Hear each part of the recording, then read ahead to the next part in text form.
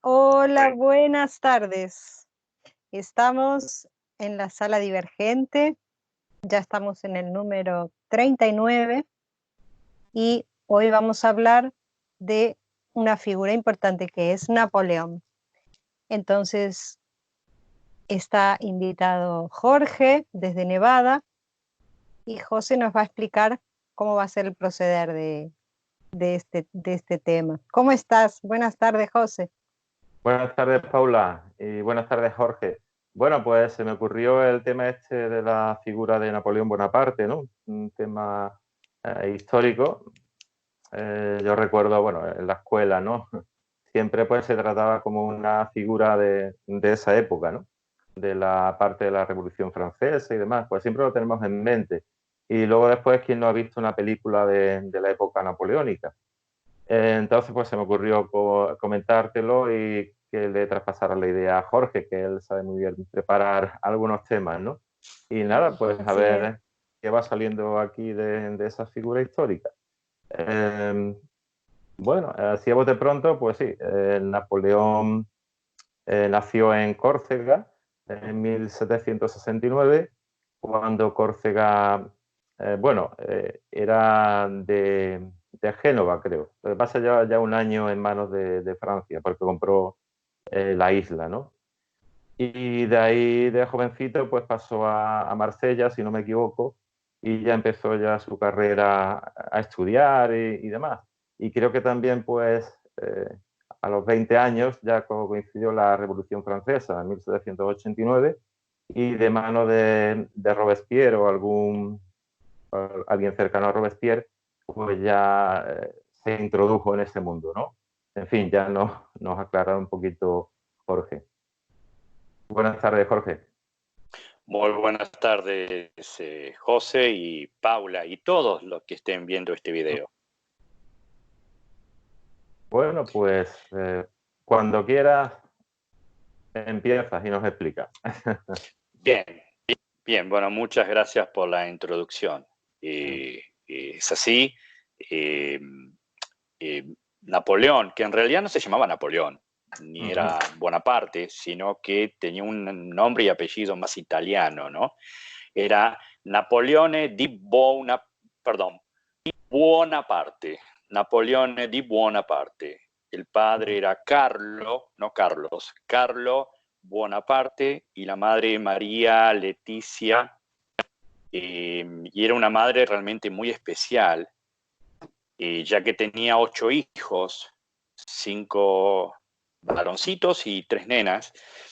Y ella, de alguna forma, era una madre adelantada a su época. Por ejemplo, ella hacía que sus hijos, algo muy normal, es que sus hijos se bañaran cada día, cuando en esa época los niños se bañaban una vez al mes.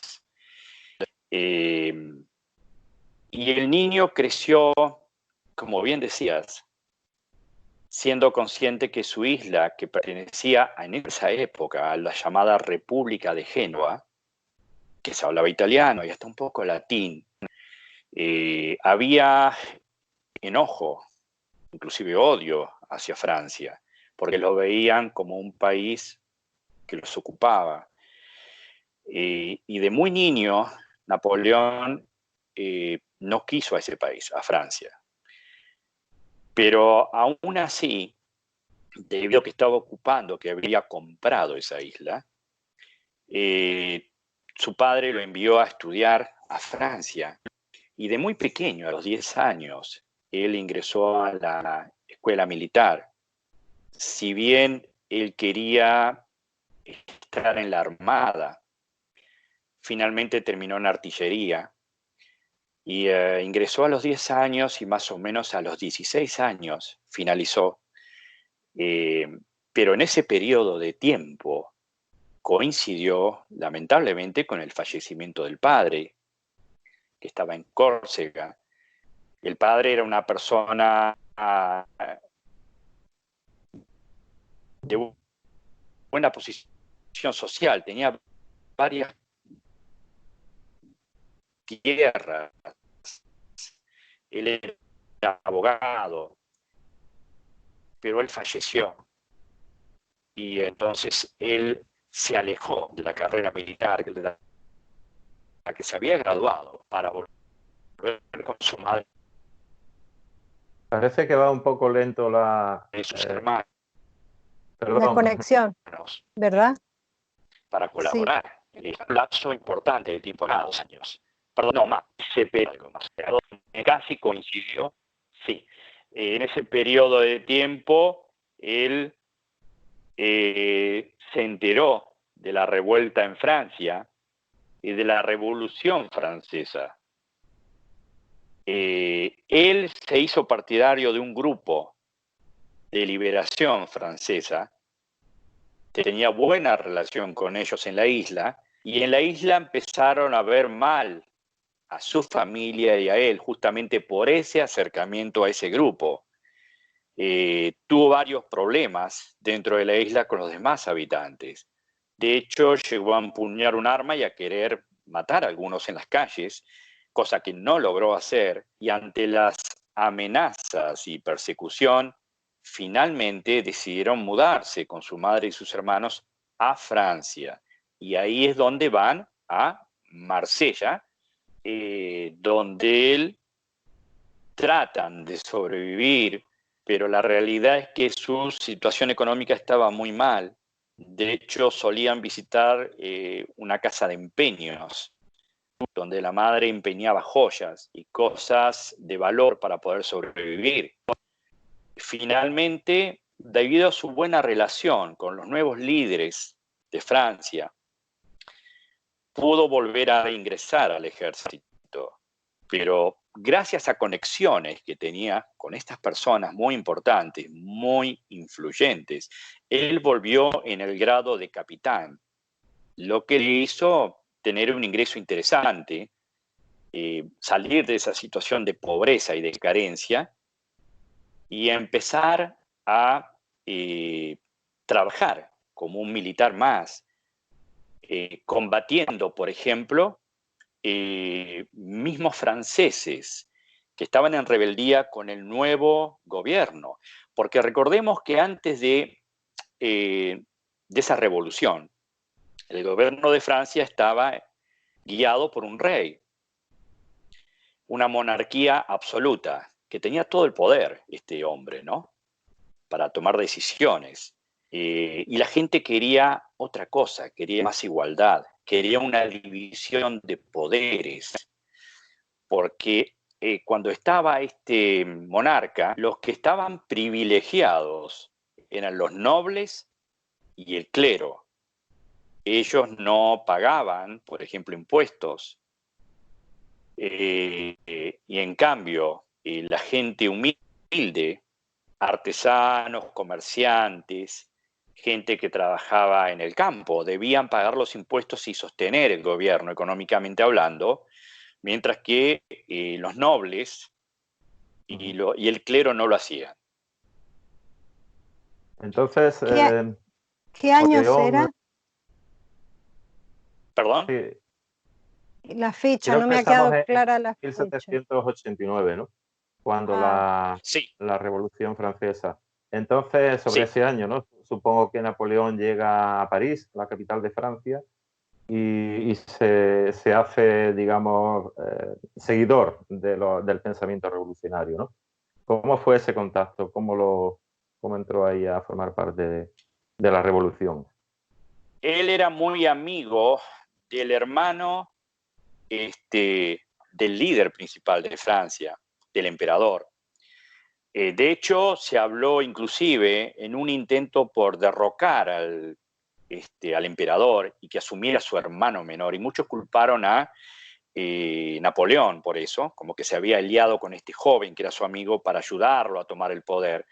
Le trajo algunos problemas, estuvo un breve tiempo en prisión, inclusive por sospechas, sobre todo, pero al no ver pruebas contundentes quedó en libertad.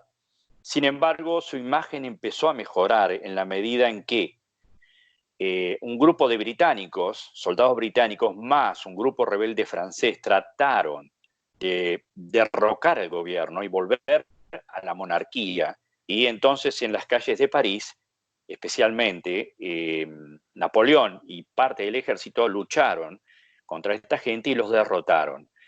Seguido a eso tuvo un par de combates, entre ellos el de Tolón y varios más exitosos, porque este joven que había ido a la escuela militar y que había sido extremadamente reservado, él era una persona muy callada, no tenía prácticamente amistades. De hecho, a él no le gustaba estudiar, pero sí le gustaban las matemáticas, muchísimo. Era su fuerte las matemáticas. También le gustaba geografía y le encantaba leer muchas obras clásicas. Y él era muy ingenioso, a pesar que no era un excelente estudiante, le alcanzó para graduarse en la carrera militar. Y tenía muchas ideas en cuanto a combate, a tácticas, a estrategias. Él, en su ejército, al que comandaba, logró muchos éxitos debido a varios factores. Uno era algo que él denominó embestida, que era el hecho de atacar el centro o el núcleo del ejército contrario y después dividirse a los costados. Pero él atacaba con sus cañones y con todo lo más grande de su ejército, la zona central del enemigo, y él tomaba muy en cuenta los tiempos, llegar por sorpresa. Era muy metódico en eso, y eso le trajo éxito, porque por su velocidad para atacar y la forma en que lo hacía, sorprendía a sus adversarios, a pesar de ser mayor cantidad de soldados los contrarios, y él solía derrotarlos. Eso lo hizo ascender a nivel popular y sobre todo a nivel del ejército. Los soldados rasos lo querían mucho porque él era muy motivador. Él decía que los soldados estaban mal comidos y mal vestidos, y era verdad. Y él decía, ustedes merecen vestirse bien, comer bien, ser respetados. Y los soldados solían gritar su nombre, el de Napoleón, antes de combatir, con mucha euforia, y él les levantó la moral, y ellos creían que iban a ganar siempre porque él los dirigía, y de hecho lo hacían. Pero con el paso del tiempo, por ejemplo, empezaron a cometer algún tipo de errores. Por ejemplo, él quiso atacar Rusia y fue derrotado sobre todo por el hambre y por el frío. Él calculó algunas cosas mal en su ataque a Rusia y se enfrentó con el clima, con la falta de alimentos. Bueno, antes Después, creo que, sí. Antes creo que también tuvo la idea de, tuvo una campaña en Egipto, ¿no? Exacto. Que de ahí cuando Champollion, el tema este de las pirámides, de los jeroglíficos, sería esa época, ¿no? Cuando estuvo claro, un soldado de él encontró una piedra en el río, la famosa piedra de Rosetta, ¿no? Que es muy conocida, que es la que ayudó a empezar a traducir el egipcio, entre otras cosas, ya que estaba la misma escritura en un idioma y estaba en otro idioma. Entonces empezaron a entender, a descifrar los jeroglíficos gracias a esa piedra de Rosetta. Yo creo que tenía la idea de hacer como hizo Alejandro Magno, ¿no? En la antigua Grecia, de llegar hasta Asia, el camino ese, ¿no? Pero tuvo problemas allí y creo que regresó a Francia por él solo, ¿no? Así es. Él, hubo una pequeña, hubo una enfermedad o una epidemia también. He recordado eso, ¿no? Sí, él estuvo en Egipto, pero José, por una razón muy importante. El gobierno lo envió para tratar de cortar la comunicación de los ingleses con la India, el comercio, no solo con Egipto, sino con parte de Europa también, la parte comercial. O sea, arruinar económicamente a Inglaterra. Él entonces llegó a Egipto y al principio comenzaron bien, pero eran un grupo pequeño dentro de todo, y estaba en el mar el almirante Nelson de Inglaterra, que no les hizo las cosas nada fáciles. Eso más enfermedades y varios traspiés. Y él se enteró que en París había muchos problemas con el gobierno, que se lo veía muy débil. Y él tomó la decisión de volver solo para estar en persona en París y ver lo que estaba ocurriendo con el gobierno, y dejó a sus soldados a cargo de un general, cosa que fue muy criticada, porque algunos sintieron que era como que los abandonó a su suerte, Y no y fue él así. no fue así, él decidió volver en una goleta, pero era una situación difícil porque estaba Nelson, y él no permitía, él dominaba el mar ahí y también cerca de París, pero aún así increíblemente logró llegar hasta Córcega primero y después París sin ser atrapado. Pero quiero aclarar algo, muchos elogiaron la parte táctica, su inteligencia, pero también otros lo veían como un déspota, como una persona muy violenta. Por ejemplo, cuando él atacó Roma, se habló de saqueos y matanza de muchísima gente, hombres, mujeres, inclusive niños.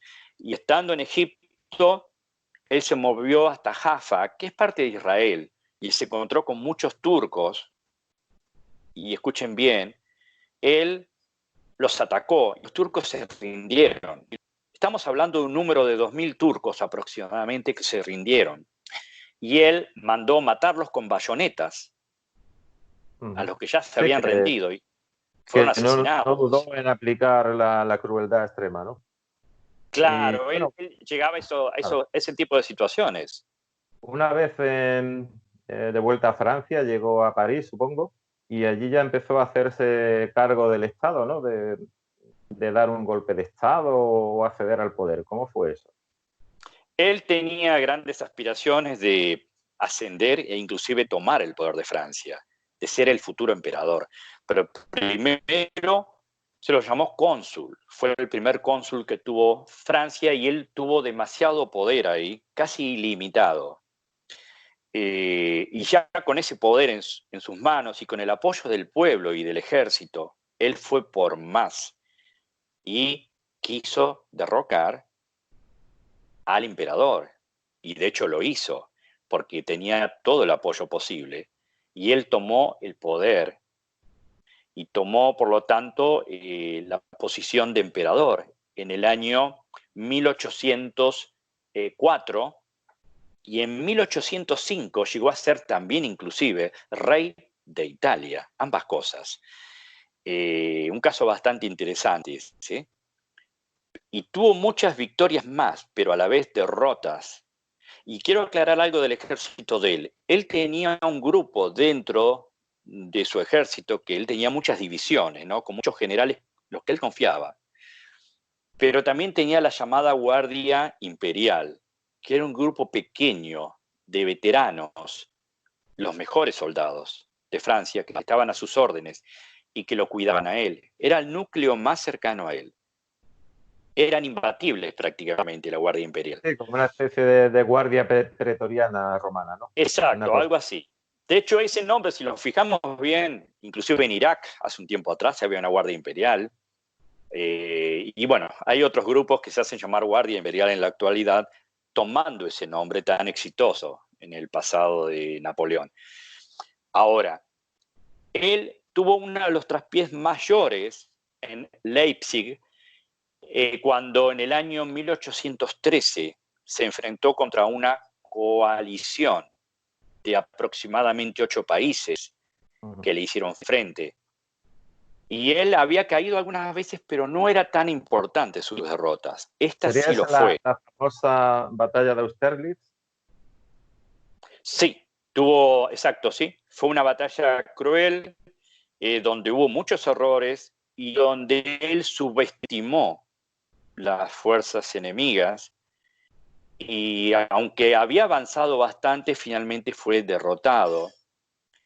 Es ahí realmente donde él se vuelve derrotado con su ejército, no pudo lograr sus objetivos y se retira a la isla de, como habías dicho, de Elba, ahí es donde va a Elba, y toma otra vez el poder otro representante del gobierno, otro emperador, y él se va a la isla de Elba. Pero está un periodo muy breve ahí, muy breve, menos de un Sí, año. él va a estar en el Mediterráneo, ¿no? O sea, no Sí, demasiado lejos. Pero sí, no es muy lejos, pero estando ahí, Él, apoyado por muchos soldados y recibiendo noticias que el pueblo quería que él volviera, porque el pueblo lo quería, él decide escapar de la isla de Elba y volver a París. De hecho, lo hace y junto a él se une un grupo muy grande de soldados.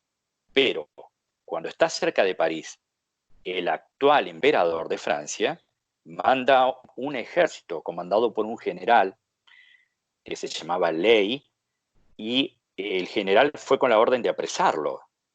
Cuando se encontraron frente a frente los dos ejércitos, Napoleón y este señor, este general, el general, ante la sorpresa de todos, dijo: ¡Viva Napoleón!, gritó. Y los soldados que iban a apresarlo apoyaron al general y gritaron: ¡Viva Napoleón! Todos querían a Napoleón, no lo querían arrestar. O sea que todos juntos se fueron a París y volvió a tomar el mando del gobierno, por el gran impulso que tenía por todos. Sí, son los llamados 100 días, ¿no? Los llamados 100 días. Exacto, de los nominados 100 días. En esas circunstancias, ahí viene lo malo de la historia. Él decide volver a enfrentar a los que lo habían derrotado, a esa coalición, y se marcha hacia el área de Waterloo. Y Waterloo está más o menos a 20 kilómetros de Bruselas, capital de Bélgica. Él va con un grupo grande, eran algo así como 125.000 soldados, pero la coalición eran 7 países y eran mucho más en números que ellos. Entonces, cuando estaba muy cerca, estamos hablando del año 1815, junio de 1815, comete varios errores Napoleón en tomar decisiones y el ejército.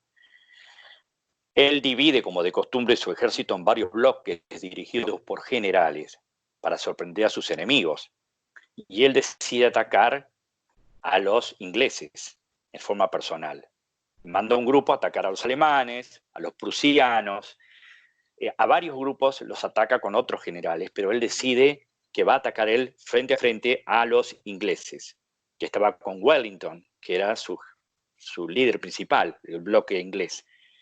Lo que ocurre, y uno de los primeros errores, él siempre atacaba rápido y por sorpresa, pero esta vez comete un error. Él decide demorar el ataque hasta 4 días. ¿Por qué? Porque había llovido. Y los enemigos estaban en una colina. Él debía subir. Y recuerden que ellos movían cañones, cosas pesadas. Debían caminar sobre tierra que estaba muy barrosa, en plano inclinado. Iban a subir. Era una gran desventaja. En esa batalla le jugó, tuvo mala suerte en ese aspecto, ¿no? La lluvia. Si no hubiese llovido, hubiera tenido más tiempo en atacar, ¿no? Porque después creo que los prusianos o así iban llegando, pero se adelantaron. Bueno, se adelantaron, no, que llegó cuando todavía no había entrado Napoleón en combate, o cuando no debía, creo, ¿no? Que fue así. Exacto, así es. Él cometió, bueno, ese no fue un error, ese fue tal vez una mala jugada del clima. Sí. Pero sus errores, él a su contrincante. Él quería mala calidad de ejército, y en realidad no era esa coalición, pero los británicos no eran malos, no eran todos malos, y él creía que sí. Otro error es que él estaba un poco enfermo. Entonces decidió poner al mando, en pleno combate, a un general que era muy bueno, muy carismático, pero no era Napoleón.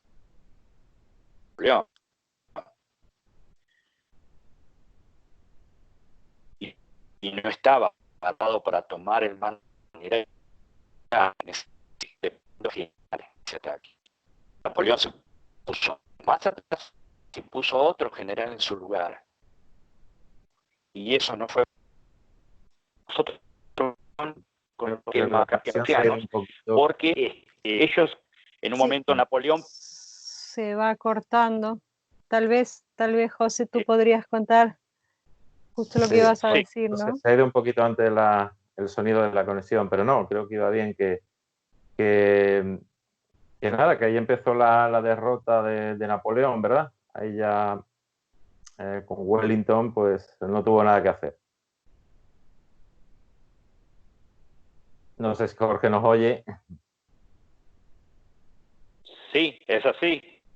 Mm. Es así, tuvo lamentablemente una derrota muy cruenta. No sé si me pueden escuchar bien. A veces viene el sonido muy lento, muy lento. Sí, Pero acá bueno, también detecto intenta algún seguir problema de siempre. conexión. Claro, a ver si ahora ya fluye un poco mejor. Bueno, en, defini en definitiva, él perdió ahí y fue arrestado por el bando ganador, por Sí. la Bueno, coalición, perdona un momentillo que quería hacer y lo envió. un comentario sobre la batalla de Waterloo, ¿no? Que era que había unos banqueros, creo que Nathan Rothschild, tuvo información privilegiada y sabía que había perdido la batalla Napoleón, ¿no?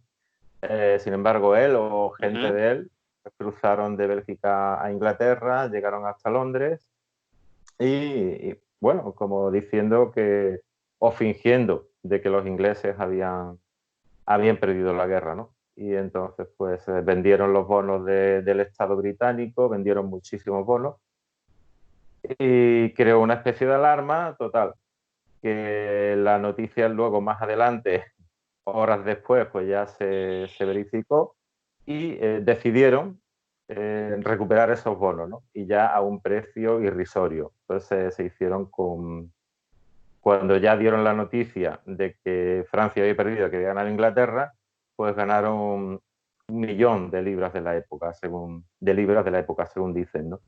En fin, bueno, los Rothschilds ya eran ricos de por sí, pero a partir de Waterloo empezaron a ser muchísimo más ricos, ¿no?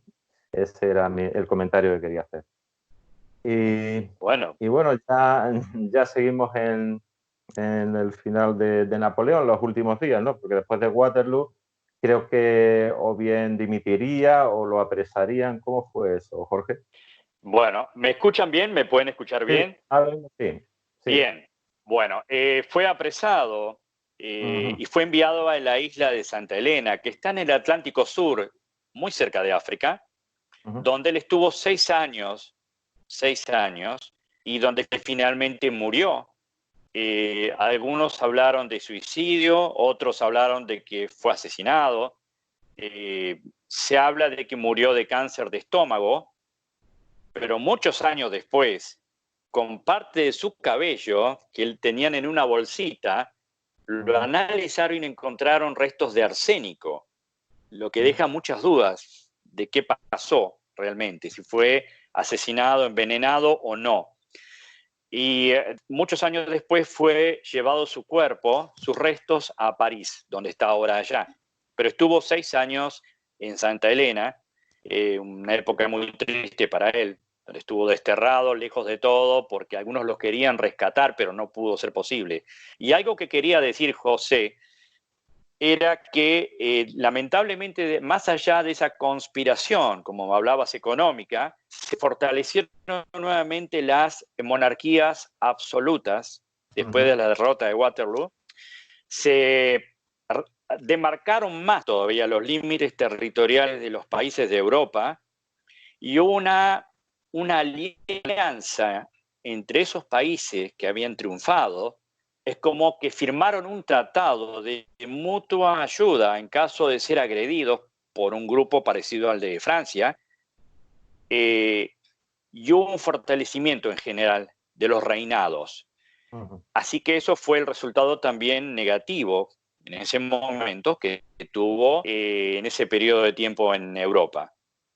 Bueno, por lo menos dejó el código napoleónico, ¿no? El famoso código napoleónico, que es Sí, un código civil que se han basado, en fin, bueno, como una cosa positiva de Napoleón también, de para la hecho, historia. perdón, cuando él Sí. fue emperador en Francia, recordemos que él ayudó a establecer la educación obligatoria, las escuelas obligatorias y gratuitas. Hubo varias cosas positivas que él hizo, dentro de otras que no lo fueron. Pero queda, y por muchos años quedó su estrategia y forma de combatir como un modelo a seguir por algunos ejércitos, y todos lo siguen viendo como un buen ejemplo de el ingenio, claro, en el combate, ¿no? Sí, yo creo que los errores militares principales de Napoleón fueron España, ¿no? Y Rusia. España porque engañaron al monarca o al rey español diciendo que querían ir a Portugal, invadir a Portugal, no sé qué, y repartirse. Y luego nada, se quedaron allí las fuerzas napoleónicas. Y bueno, Portugal sí, era muy amiga de Inglaterra y demás. Y luego el otro error, pues meterse en Rusia, ¿no? Me recuerda posteriormente en el siglo XX cuando las fuerzas alemanas se metieron también en Stalingrado, Rusia y demás, y también el mismo fracasaron. error, ¿no? Cometieron el mismo error mucho tiempo después, ¿no? Sí, sin dudas. Con el clima. Sí, el clima ruso que no solo lo aguantan los rusos, si lo aguantan ellos, ¿no? Imagínate un éxito. Es así, sí. Igual que en tiempos más modernos, cuando Estados Unidos, por ejemplo, estuvo en países desérticos de muchísimo calor, también los perjudicó mucho eso, sí. Pues no, muy interesante la vida, así brevemente, nos hemos dejado bastantes cosas, ¿no? Lógicamente en poco tiempo, pero que merece la pena. Bueno, saber un poquito sobre algunos personajes históricos que habéis hecho que cobren humanidad. Claro. Ajá. Bueno, ¿alguna pregunta, Paula? ¿Algo que decir? No, en verdad, bueno, y confirmar, ¿no? Que una vez que nunca nos dicen en las escuelas y todos los aprendizajes, nunca nos cuentan lo que realmente importa de la persona, ¿no? Y cuando oigo así estos relatos humanizados, pues se toma otra importancia. La verdad que les agradezco a los dos. He aprendido y seguramente muchos amigos van a aprender con esto también. Bueno, pues algo más, Jorge, que comentar sobre Napoleón. Yo creo que... No, yo creo que, bueno, como siempre digo, de la historia en general se aprende mucho para no volver a cometer los mismos errores que cometieron personas. Y no me refiero en sí a los combates, sino desde el punto de vista humano. Claro. Ver qué cosas en verdad, qué límites no debemos pasar y que lo más importante básicamente es el ser humano, ¿no? No el poder ni la riqueza, sino el ser humano. Y creo que de este tipo de cosas, como decía Paula, nos ayudan a conocer desde el punto de vista humano también a líderes que por ahí elogiamos por su desempeño militar, pero hay cosas que tal vez no sabíamos de él o de su pasado, de su familia. Así que creo que estudiar la historia nos sirve para tener un mejor presente y tal vez un buen futuro. Claro que sí. Bueno, pues eso, los últimos días de Napoleón fueron muy tristes allí en Santa Elena y allí sí que había supuestas conspiraciones porque creo que ni los franceses lo querían ni los ingleses, eran como una carga y un coste económico tenerlo allí, ¿no? Y sí, bueno, de hecho, perdón José, había un carcelero muy famoso, ahora no recuerdo el nombre, que cobró fama por ser bastante malvado en esos últimos días con Napoleón. Ese carcelero era de origen británico e irlandés. Curioso. Bueno, pues nada más. Muchísimas gracias por estar aquí en este programa, Paula, y a ti sobre todo, Jorge, por haberte preparado un poquito el tema este, ¿no? Y bueno, espero que a los oyentes les guste saber un poquito sobre esta figura histórica del siglo XIX. Gracias a ti, José, por tu espacio. Gracias, Jorge. Bien. Pues, muchas gracias.